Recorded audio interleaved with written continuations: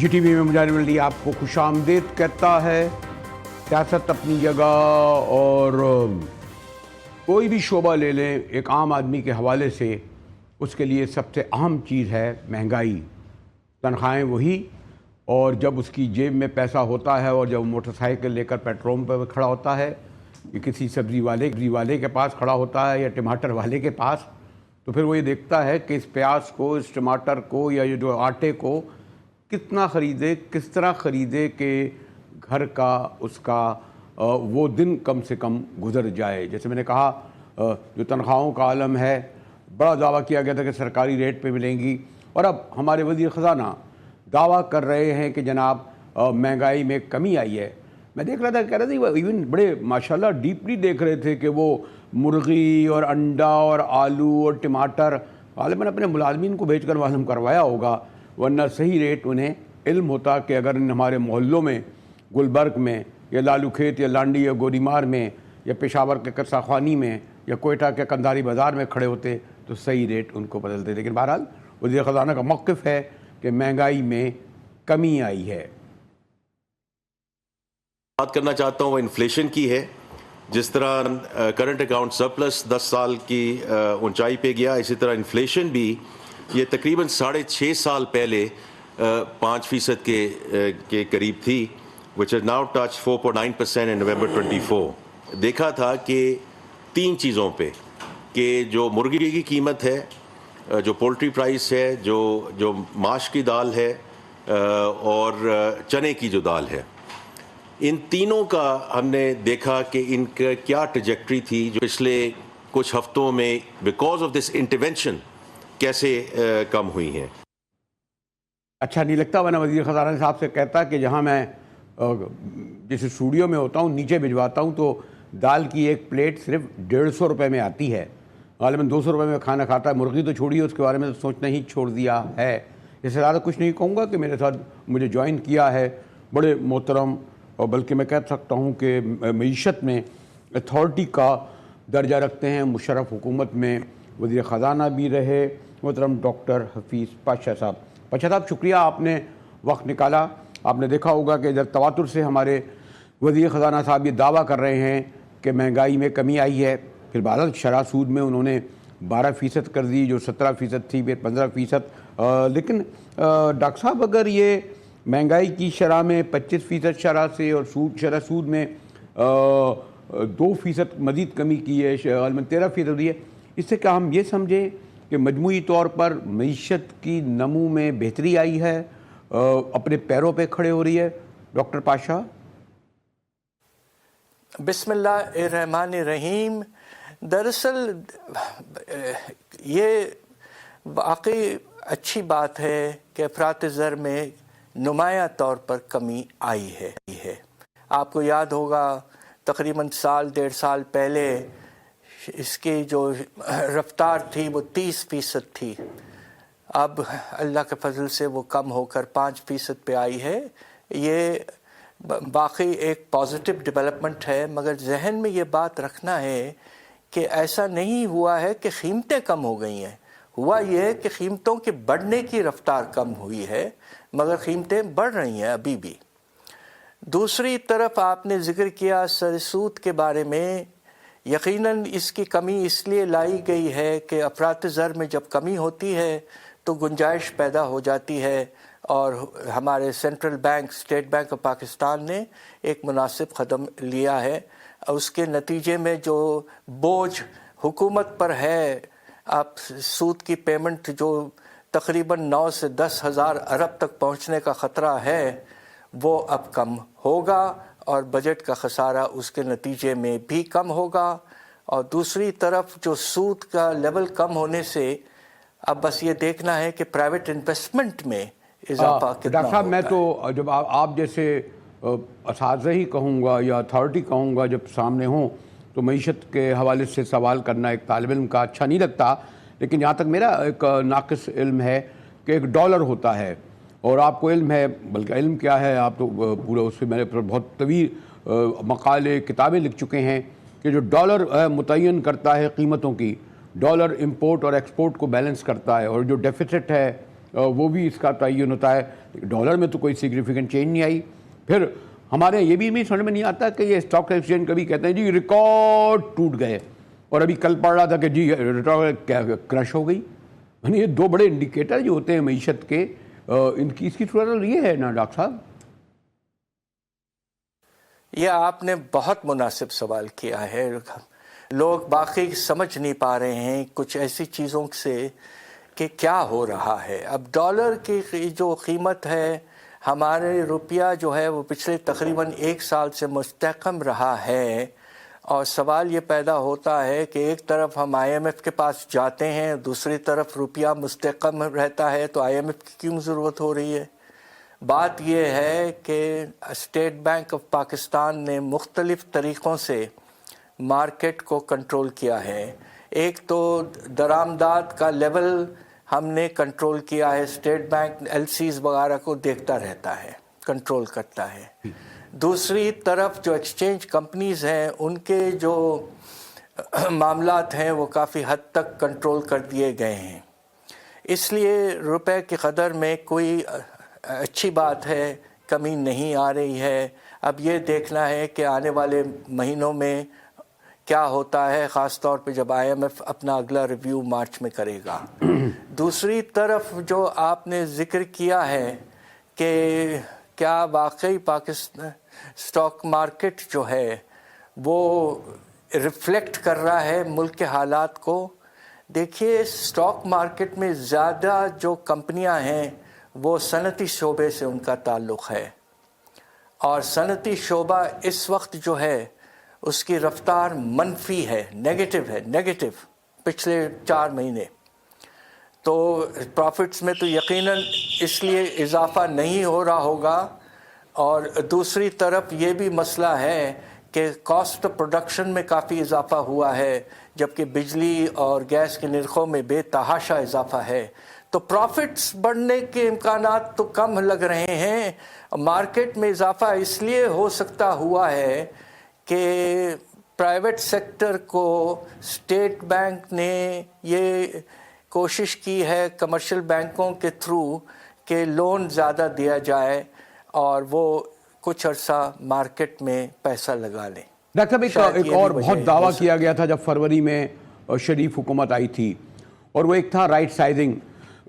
غالباً 56-57 وزارتیں تھیں, کہا 37 رکھی گئی ہیں, مشیر بنا دیے, وزیر مملکت بنا دیے گئے. اور اگر آپ دیکھیں پرائیویٹ ہمارے جو رائٹ سائزنگ میں, اگر میں آپ کو یہ دیکھوں کہ ہمارے جو گورنرز ہیں وہی چاروں گورنر ہاؤس, چاروں وزرائے اعلیٰ, 500-600 ملازم, ان کا کھانا پینا, گاڑیاں, ایوان صدر, ایوان وزیر اعظم. اور اب اس کی طرف تو میں بعد میں آؤں گا کہ جو ابھی ایک محترمہ نے آپ کی شریف بی بی کے کیا ہے, لیکن رائٹ سائزنگ. دوسرے پرائیویٹائزیشن, وہ کوڑیوں کے دام بیچ رہے تھے ڈاکٹر صاحب, اس کی PIA کو کوئی خریدنے والا نہیں تھا. ریلوے تو چھوڑیے, وابڈا تو چھوڑ دیں,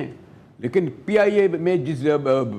سے شور شغب لائے جناب آج PIA بک جائے گی, حکومت نے سوری ٹو سے ڈاکٹر صاحب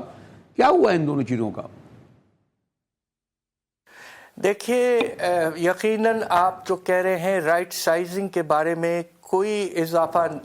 اس میں امپلیمنٹیشن میں نہیں ہوا ہے. البتہ 1-2 چیزوں میں خرچوں میں کمی آ رہی ہے. ایک تو سر سود کے ڈیٹ سروسنگ میں نمایاں طور پر کمی آئے گی, اس لیے کہ آپ نے سود کا لیول جو ہے وہ کافی کم کیا ہے, 22 سے اب 13% پہ لے آئے ہیں.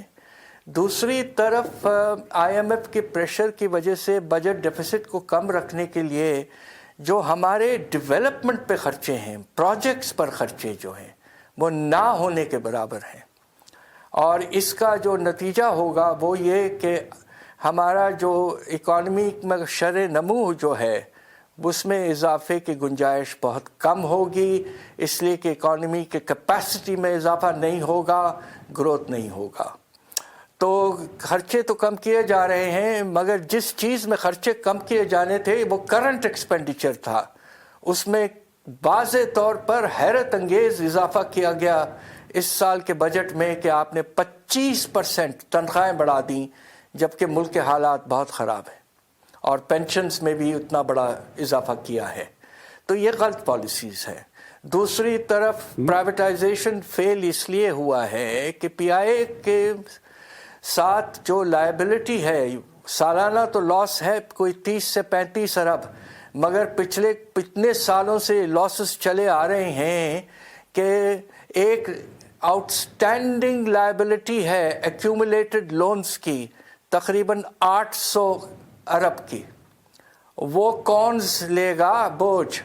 میرا نہیں خیال ہے کہ کوئی پرائیویٹ پارٹی 800 ارب کا بوجھ لے لے گی، تو حکومت کو 800 ارب لے کر پھر پرائیویٹائزیشن کا سوچنا پڑے گا، اور پھر اس کے نتیجے میں پرائیویٹائزیشن کا کوئی خاص فائدہ نظر نہیں آئے گا۔ ڈاکٹر صاحب اگر میں تو آپ اب سے آپ یہ دیکھیے کہ آنے والے دنوں میں کیا ہوتا ہے۔ ڈاکٹر صاحب اگر کنکلوڈنگ آپ سے یہ سوال کروں، آپ نے خود ذکر کیا تنخواہوں اور پینشن کا جس میں 25% اضافہ ہوا ہے، لیکن شریف حکومت کی پرنسس میں اس طرح کے لفظ استعمال نہیں کرتا، مریم نواز صاحبہ نے تو پنجاب اسمبلی کے ارکانوں کے وظیفوں کے اضافے کے ریکارڈ کر دیے۔ ہماری تنخواہوں میں تو سال کے 10% بھی اضافہ نہیں ہوتا، 15-20% تو دور کی بات ہے، انہوں نے 100% اضافہ کر دیا۔ ڈاکٹر صاحب کیا کارنامے ہیں ان کے؟ کرائم وہاں دیکھیے، غربت دیکھیے، پولیو دیکھیے، سڑکیں دیکھیے، کیا کرا ان اراکین پارلیمنٹ نے جن کے سبب ان کی تنخواہوں میں 100% اضافہ ہوا ہے؟ ڈاکٹر صاحب جی یہ بھی واقعی حیرت انگیز بات ہے، جبکہ یہ کچھ 100% سے زیادہ اس میں اضافہ ہے، اور یہ وہی حکومت ہے جس نے اس سال اپنے بجٹ میں کمٹمنٹ کیا ہے آئی ایم ایف سے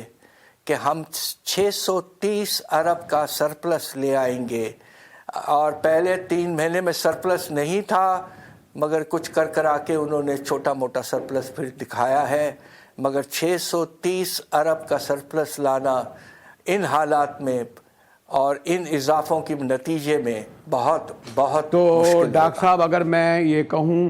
آپ کی گفتگو سے یہی لگا کہ پھر بھی یہی پیغام پہنچے کہ عوام پیوستہ رہے، وہ جو ہے نا عوام پیوستہ رہے شجر سے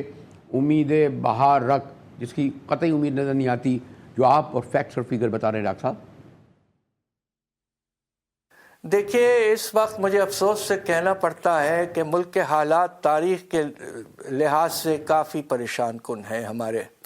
پچھلے 77 سال میں۔ اب آپ یہ دیکھیے کہ ہمارا صنعتی شعبے میں جو انویسٹمنٹ ہے اس کا جو پیمانہ ہے، ریئل لیول جو ہے، وہ پچھلے 25 سال کے لیول سے بھی کم ہے، یعنی کہ انویسٹمنٹ ہو ہی نہیں رہی ہے۔ دوسری طرف بے روزگاری کا لیول جو ہے وہ ہمارا اندازہ ہے، ہم بڑی کیئرفلی پروجیکشن کرتے ہیں کہ تاریخ کا یہ ایک بلند لیول پہ پہنچ چکا ہے، تقریباً 10.5 سے 11%۔ کوئی 5 سال پہلے یہ 5.5 یا 6% ہوا کرتا تھا۔ تیسری طرف غربت کا لیول جو ہے کچھ سال پہلے کووڈ سے پہلے یہ 32% تھا، اب یہ کم از کم ہمارا اسٹیمیٹ یہ ہے کہ 44%، یعنی کہ 110 ملین یعنی کہ 11 کروڑ لوگ، افسوس سے کہنا پڑتا ہے کہ غربت کے لکیر کے نیچے جا چکے ہیں۔ اتنا بڑا گراوٹ تاریخ میں نہیں ہوا تھا، تو پچھلے کچھ سال بڑے پریشان کن، اور ٹھیک ہے ڈاکٹر صاحب، آپ نے جو سوال اٹھائے ہیں یہ سوال میں موجودہ وزیر خزانہ پی ایس ایل کے صدر رہے، پی ایس ایل نکل آتا ہے HBL کے ساتھ، جو وزیر خزانہ رہے ہیں، ان کے سامنے یہ سوال ڈاکٹر حفیظ پاشا کے اس پروگرام کے ذریعے وزیر خزانہ کے سامنے رکھتا ہوں۔ ان کا کہنا ہے کہ انویسٹمنٹ تاریخ میں کبھی اتنی کم نہیں ہوئی جتنی آج ہوئی ہے۔ ان کا یہ بھی کہنا ہے کہ غربت سے نیچے کی لکیر کے لوگوں کی تعداد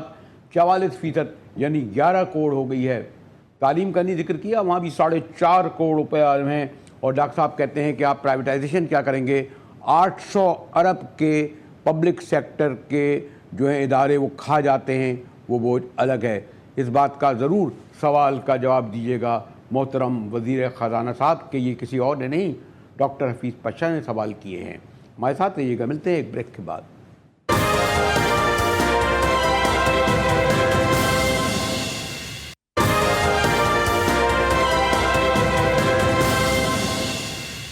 جی ٹی وی میں ایک بار پھر مجاہد ولی آپ کو خوش آمدید کہتا ہے۔ 24 نومبر کے بعد مجھے بھی اسلام آباد بلکہ ڈی چوک پر جانے کا موقع ملا۔ وہاں جو کچھ ہوا رات کے اندھیرے میں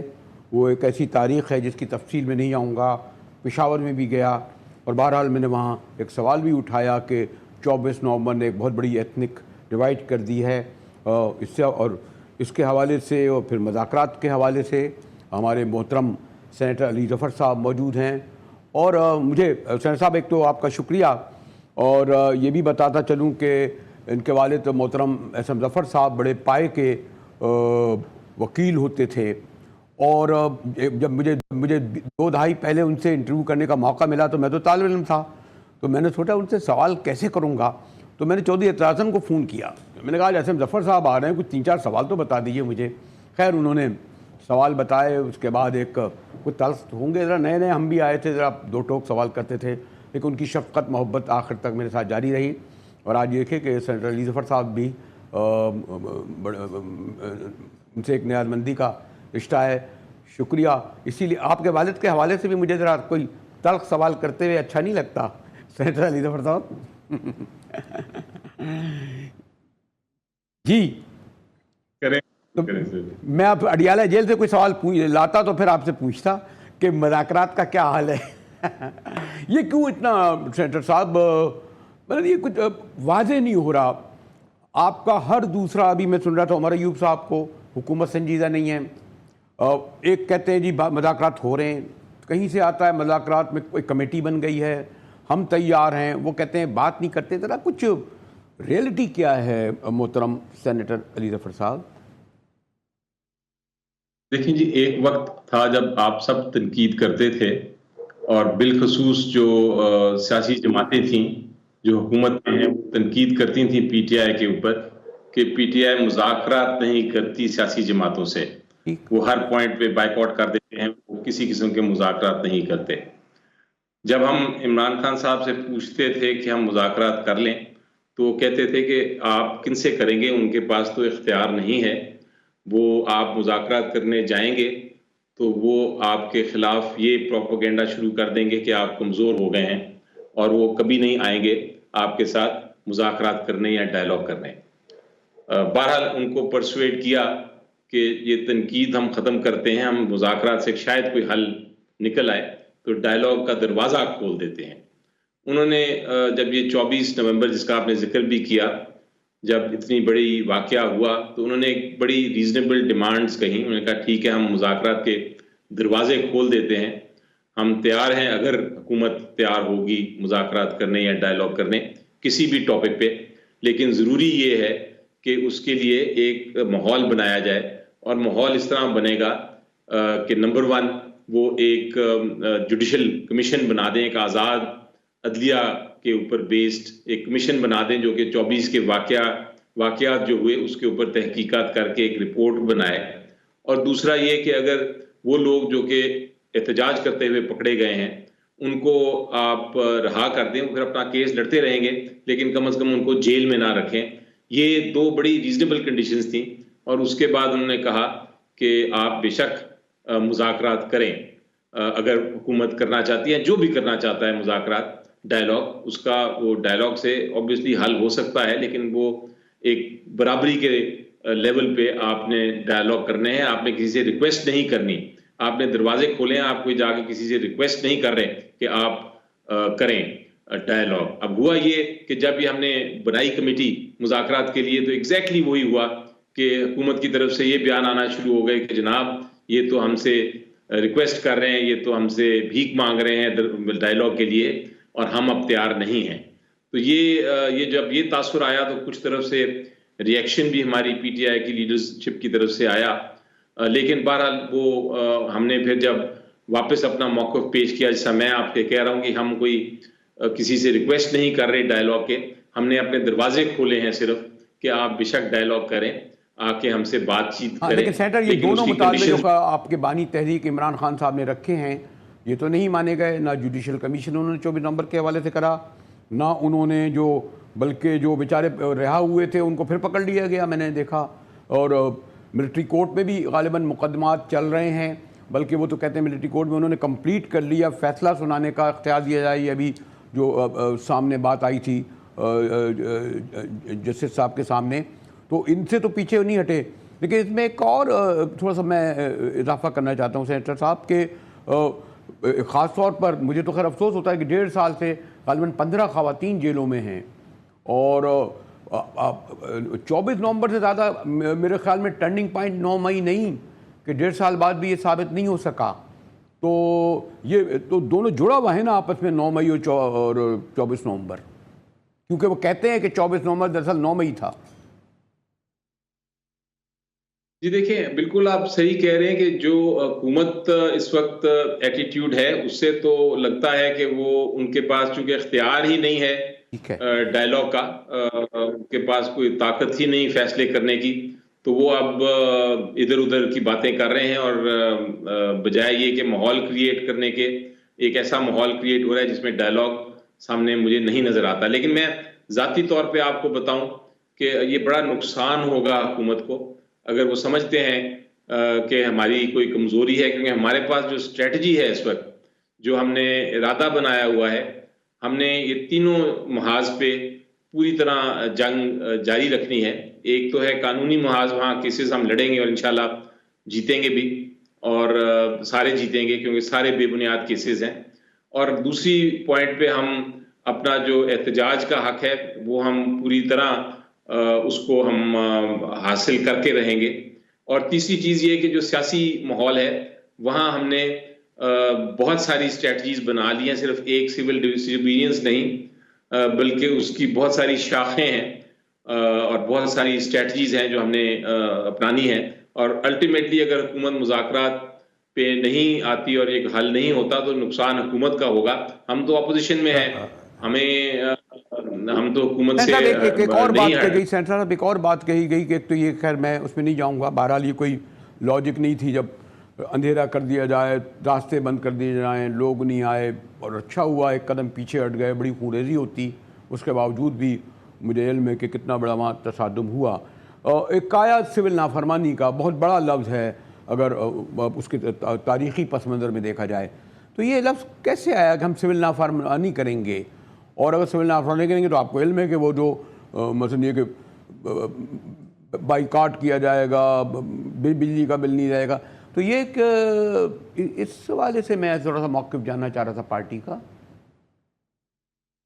دیکھیں, سول ڈس اوبیڈینس کی مثالیں تو بہت ہیں تاریخ میں, آپ میرے سے بہت بہتر جانتے ہیں, اور سول ڈس اوبیڈینس ہوتی بھی بہت افیکٹو ہے. وہ کسی بھی حکومت کو ہلا سکتی ہے اور گرا سکتی ہے. سول ڈس اوبیڈینس کی بہت ساری شاخیں بھی ہیں, بہت سارے اس کے مختلف روٹس ہیں, اور ہم ایک ایک کر کے ہر روٹ کو اپنا سکتے ہیں, کیونکہ ہمارے یہاں جو سب سے بڑی طاقت ہے پی ٹی آئی کی, وہ سب سے بڑی طاقت وہ عوام ہے. اور اگر عوام ہمارے ساتھ اس سول ڈس اوبیڈینس کی جو بھی شاخیں ہیں, جو بھی ہماری اسٹریٹجیز ہیں, اس پہ اگر ہمارے ساتھ چلے گی تو پھر یقینی طور پہ حکومت سروائیو نہیں کر سکے گی. تو یہ آخری حل ہوتا ہے جب آپ کے اوپر پوری طرح تشدد ہو رہا ہو اور رول آف لا بھی نہ ہو, اور آپ عدالتوں سے بھی ریلیف نہ آپ لے سکیں, اور حق کی طرف بھی, حق کے ساتھ بھی کھڑے ہوں, آئین کے ساتھ بھی کھڑے ہوں, رول آف لا کے ساتھ بھی کھڑے ہوں, تو پھر آپ یہ ساری چیزیں حاصل کرنے کے لیے, اپنے بنیادی حق حاصل کرنے کے لیے, اپنے انسانی حقوق حاصل کرنے کے لیے آپ پھر ایونچولی سول ڈس اوبیڈینس کے مختلف اسٹریٹجیز اپناتے ہیں. تو ہمارے بھی وہی پوزیشن ہے کہ ہم اب اتنا وقت آ گیا ہے, 500 دن ہو گئے ہیں بانی چیئرمین جو ہیں جیل میں ہیں, ہمارے ورکرز جو ہیں, جیسا آپ نے بھی ذکر کیا, کچھ ورکرز کے, کچھ ہماری لیڈی ورکرز, کچھ ہماری جو لیڈرشپ ہے وہ ساری کی ساری جیلوں میں پڑی ہے. تو اب وقت آ گیا ہے کہ ہم یہ لیکن سینٹر صاحب بدت احترام ایک تاریخ کے اور سیاست کے طالب علم کے میں نے دیکھا کہ بہرحال کوئی کتنی مضبوط پارٹی کیوں نہ ہو, مجھے آپ کو یاد ہوگا ایون یہ کہ بھٹو صاحب کے خلاف, اور جو بہت طاقتور, سوری ٹو سے مجھے کہنا پڑے گا, ان کا ایک فیوڈل ڈکٹیٹوریل رول آخر میں بہت ابھر کے آیا تھا. جماعت اسلامی اور نیشنل پارٹی جو دو الگ الگ پول پہ تھیں, اور پی این اے بنی. خیر اس کے پیچھے اور بھی عوامل ہیں, چھوڑیے واشنگٹن وغیرہ کو, گرایا. پھر مشرف دور میں ہم دیکھتے ہیں کہ پیپلز پارٹی اور شریف ایک دوسرے کے جانی دشمن، اور کیا کیا نہیں ان کے ایک دوسرے کے خلاف کیا، اس کی بھی ہم آج حالیہ تاریخی ہے۔ ایسا لگتا ہے کہ پی ٹی آئی جو ہے کوئی یونائٹڈ فرنٹ اس حکومت کے خلاف بنانے میں کامیاب نہیں ہو سکی۔ شاید اس معاملے میں آپ کی قیادت، کیونکہ خان صاحب تو جیل میں ہیں، کنونس نہیں کر سکی کسی ایک پوائنٹ ایجنڈے پر کہ یہ حکومت شریف حکومت کے خلاف، اتحادی کے خلاف، جبکہ جو مہنگائی ہے اپنے عروج پر ہے، جو اس وقت لا اینڈ آرڈر کی سچویشن بلوچستان میں ہے،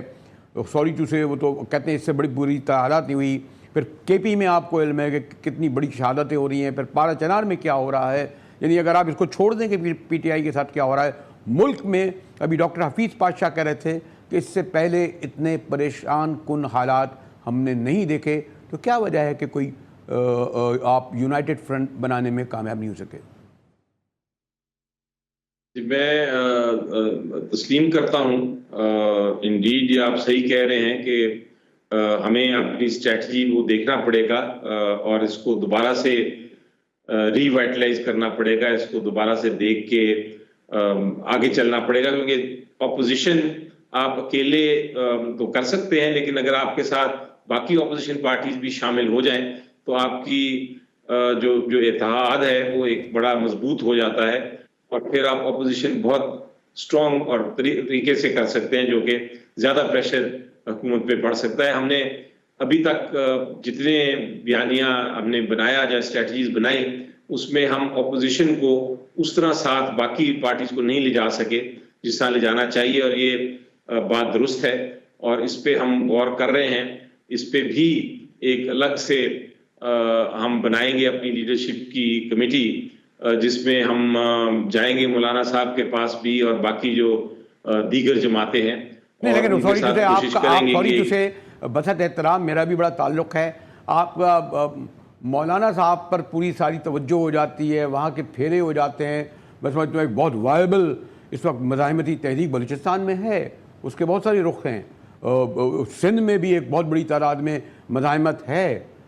پنجاب کے سرائیکی بیلٹ میں بھی ہے، لیکن ابھی تک آپ وہ، بلکہ کچھ لوگ کہتے ہیں اس میں ایک ایتھنک رنگ آ رہا ہے، اچکزئی، فضل الرحمان، سوری ٹو سے میں اس سے زیادہ کچھ نہیں کہوں گا، یعنی وہ جو ایک نیشنل لیول پر جو کوشش ہو جانی چاہیے تھی، اور خاص طور پر اسٹیٹ کا جو جبر ہے وہ اس سے پہلے، سوری ٹو سے آگے میں کیا کہوں؟ جی بالکل صحیح کہہ رہے ہیں آپ، ہم نے اسٹریٹجی اب اس میں تبدیل کرنے کی ضرورت ہے، اور یہ جو ویکنس ہے یا یہ جو کمزوری ہے کہ ہم اپنا اتحاد نہیں بنا سکے مختلف پارٹیز کے ساتھ، مختلف گروپس کے ساتھ بہتر اتحاد نہیں بنا سکے جو اپوزیشن میں حکومت سے اور جو چاہتے ہیں کہ انصاف ہو اس ملک میں، تو اس لحاظ سے ہمیں اپنے اوپر جو تنقید ہے آپ کی جائز ہے، اور میرا خیال ہے ہمیں بہتر کرنا ہے، اور اس پہ سوچ بچار ضرور ہو رہا ہے۔ میں تنقید نہیں کر رہا، وہ تو کہیں گے لیجیے مجاہد صاحب آپ تو پارٹی بن گئے، لیکن ایک آخری بار اگر میں کنکلوڈنگ بات کروں کہ آج اس وقت اس لیول پر کسی بھی سطح پر حکومت سے کوئی مذاکرات، بات چیت، کھڑکی، دروازہ کھلا ہے؟ جی دروازہ کھلا ہے، لیکن ابھی کوئی بات چیت ہو نہیں رہی، اور میرا خیال ہے کہ میں جس طرح دیکھتا ہوں یہ اب رول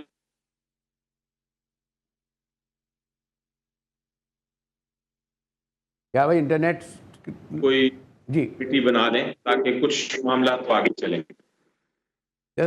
پرابلم یہ ہے کہ دونوں کے دروازے تو کھلے ہیں، لیکن ایک طرف جو رکاوٹ ہے وہ قیدی نمبر 805 ہے، دوسری طرف جو ہیں وہ آپ کو پتہ ہے کون ہے، اس لیے وہ دروازے کھلے تو ہیں لیکن اس میں آمد و رفت نہیں ہو پا رہی، ایسے ہی ہے سینیٹر؟ ابھی فی الحال یہی پوزیشن ہے کہ کوئی کسی قسم کا ڈائلاگ نہیں چل رہا۔ شکریہ سینیٹر علی ظفر صاحب، آپ نے میرے لیے وقت نکالا، اور تھوڑی سوچنے لگا کہ میں نے تھوڑی سی بے تکلفی سے کچھ کام لے رہا ہوں، آپ نے ماشاءاللہ پارٹی کے بڑے سینئر سیزن رہنما ہیں،